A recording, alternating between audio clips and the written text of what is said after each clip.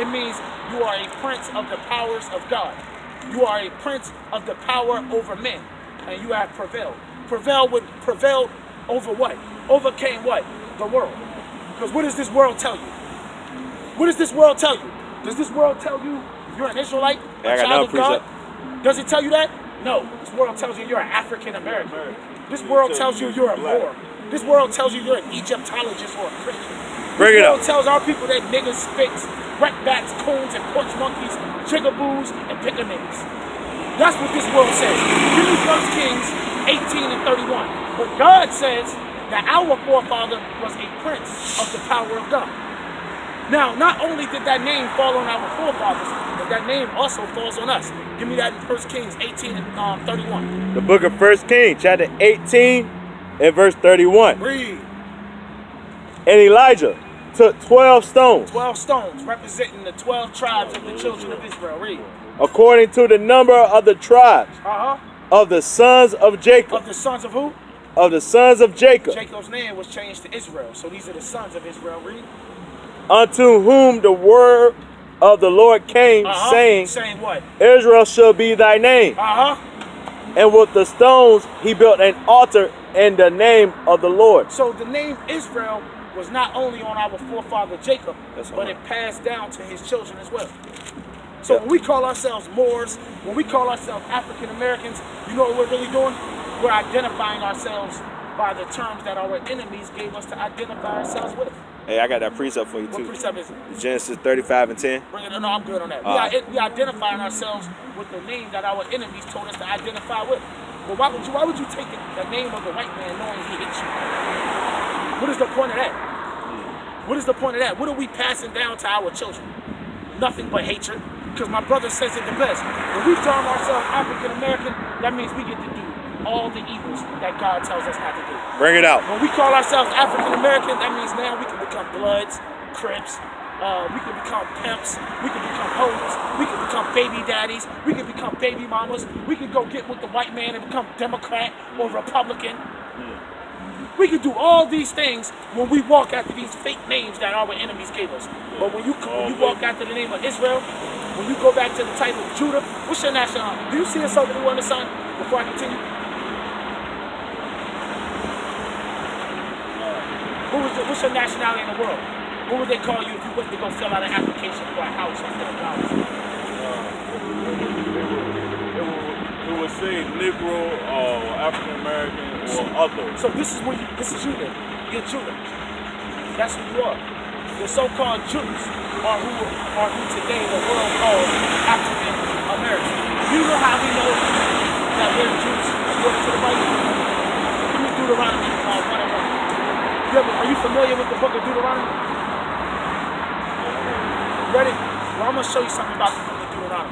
The first thing I want to show you is who the audience is in the book of Deuteronomy. Who Moses is speaking to, who God commanded Moses to speak to in the book of Deuteronomy. Read that, Bruce. The book of Deuteronomy, chapter 1 and verse 1. Read. These be the words which Moses spake unto all Israel. He spoke it to Moors. Unto all Israel. Africans. Unto all Israel. Black Americans. Unto all Israel. So all these words that are in Deuteronomy we're about to read were spoken to the Israelites. In Deuteronomy 28 and verse 15. I want to show you what Moses said would happen to these people right here. Read that real quick. The book of Deuteronomy, chapter 28 and verse 15. Read.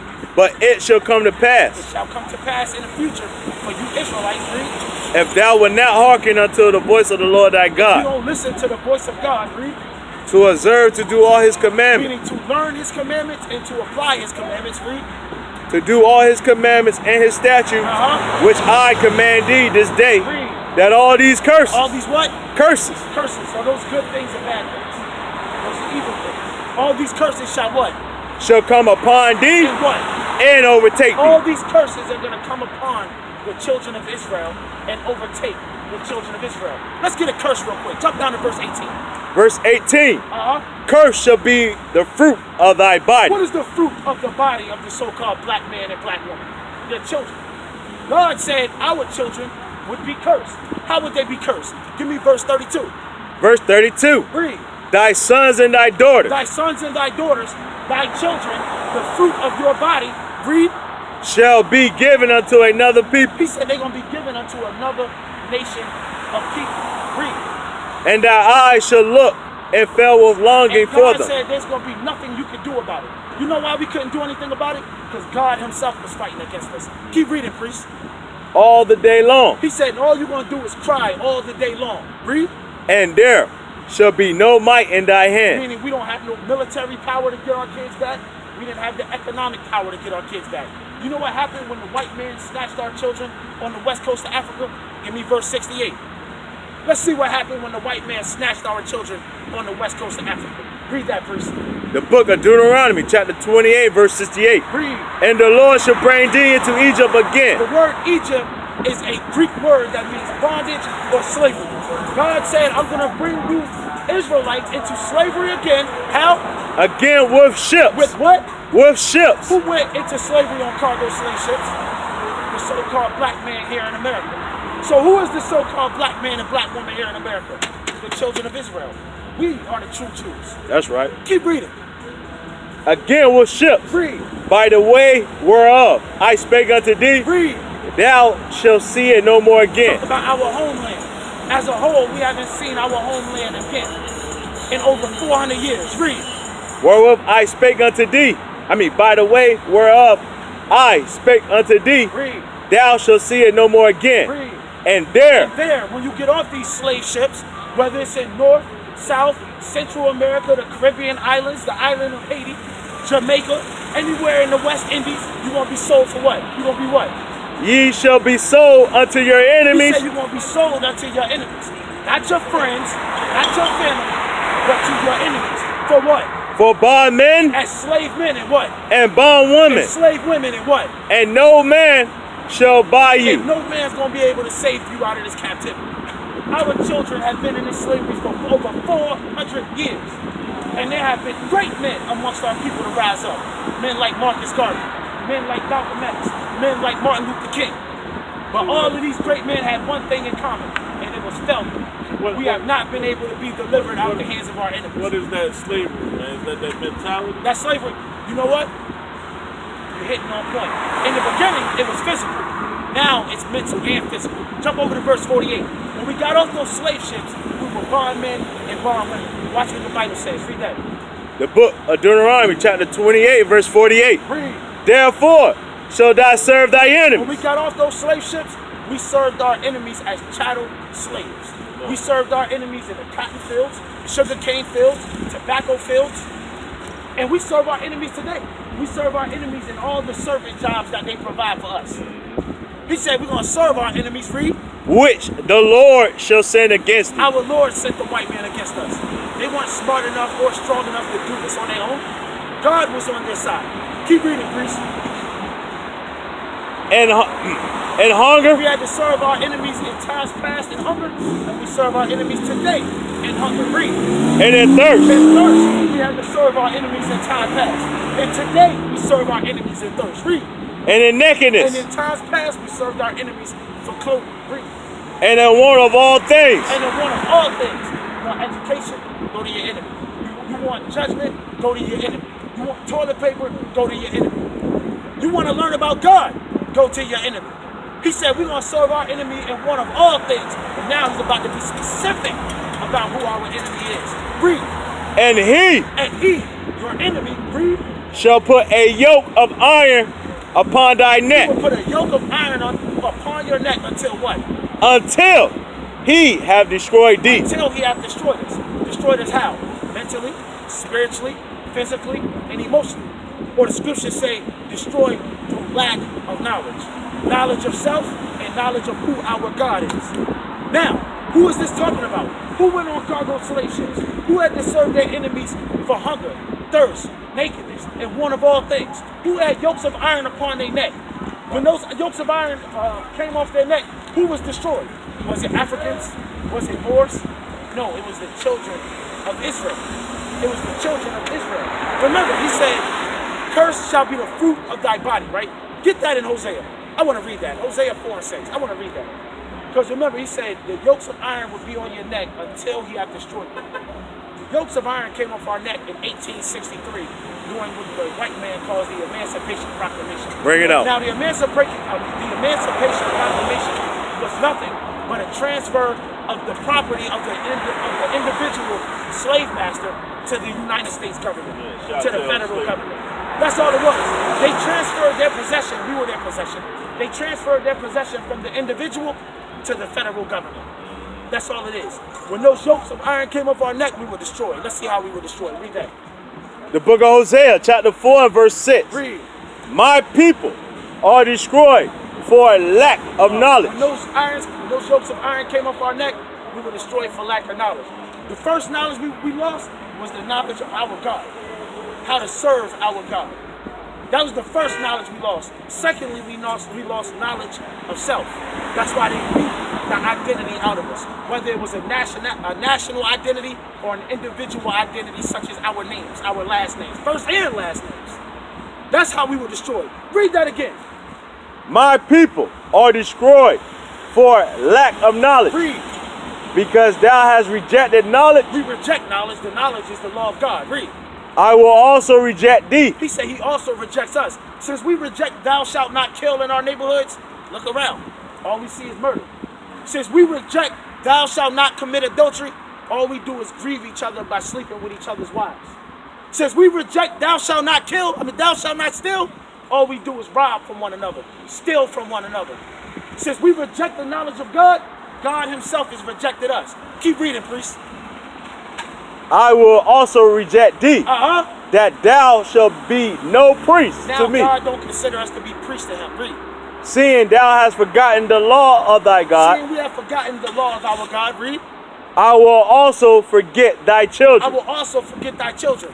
Cursed shall be the fruit of thy body, right? Isaiah 42 and 22. How are our children cursed today? Besides death. Besides being shot down in the streets of Portugal, in the streets of Suffolk, in the streets of Norfolk, in the streets of Virginia. You know another way we're cursed? Our children are cursed because they're 15, 16, 17, 18, 19, 20, 21 going into the penal system. Bring it out. Into the penitentiary.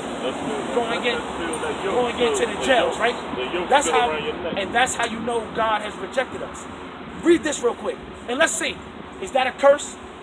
Let's see if we can use that to identify who the children of Israel are.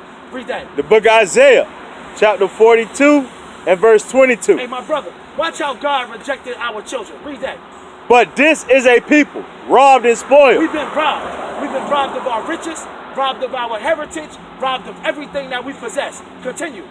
They are all of them snares and holes. We're all trapped in holes. You know what that big hole is? Poverty. And we think we can do anything to escape it. We think selling drugs will help us escape poverty. We think going to become a rapper for the Jewish man will help us escape poverty. But it's just a snare, it's just a hole. It's going to keep us trapped. The system is designed to keep us poor. They need somebody to be poor. They need somebody to be the trash man. They need somebody to clean at McDonald's. Keep reading. Snare and hole. And they are hid in prison houses. Where's the black man?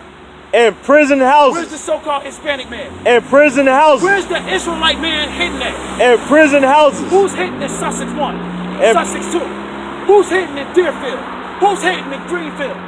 Who's hidden in these various prisons all throughout the United States of America and throughout the world? The Israelite man, yo. The so-called black, Hispanic, and Native American man, yo. We're the ones that's hidden. Why are we hidden in prisons? Because we reject the knowledge of God. Like I said, God says don't follow a multitude to do evil. Bring it out. He say, I'm going to go bang fire. I'm going to bang blood. I'm going to be Pyru.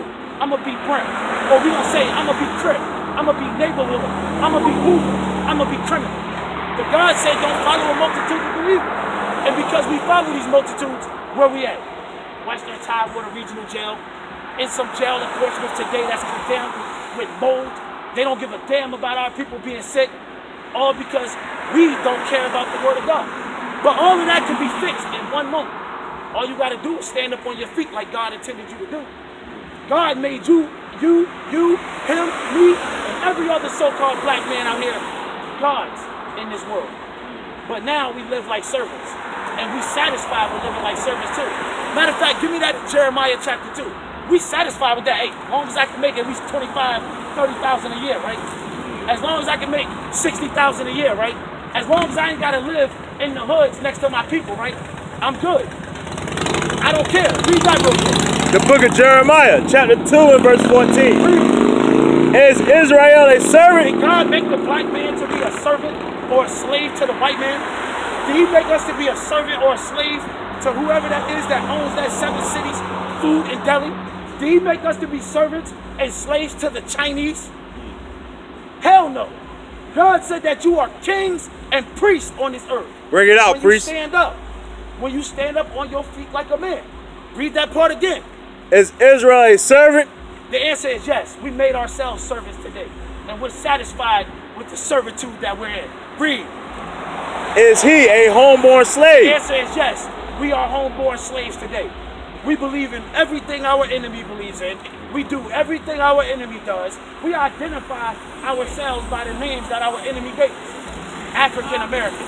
Africa is a continent. America is a continent. What other people are named after 2 continents? They tell you you're black. Black is a color. Who else nationality is named after a color?